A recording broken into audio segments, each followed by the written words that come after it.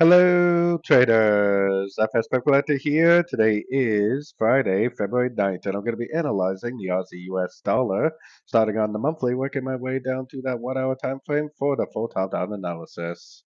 So on the Aussie dollar, I'm still very bullish on these higher time frames. I still think it's going to go up, make an A, B, C of Y, which is a three-way pattern, just like three ways up for the W, three ways down for the X, most likely three ways up for a wave Y. So going down to the weekly time frame, we've definitely been going down very strong pretty much all year so far, but I still think this wave B is over. I still think it's a wave one, a wave two, and eventually it's going to go up and make a three, a four, and a wave five, which I still think is a one, two, three, four, five of wave C. I think this is an A over here. I think this is a B, and I think we're now going up for a wave C of wave Y. Let's take it down to the daily time frame.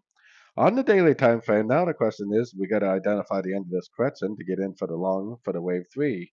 I still think it's a one. I still think it's a two.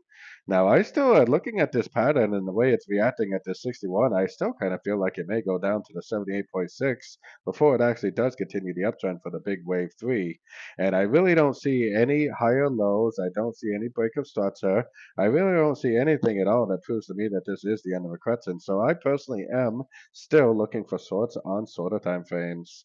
Going down to the 4 hour time frame, I was thinking that the ABC was already over. I thought this back here was the end of an ABC, which I still think that is the most likely scenario. I think this right here is just a correction, and I think that this is going to make another lower high, lower high, lower high, and just keep on trending down. So taking it down to the 1 hour time frame.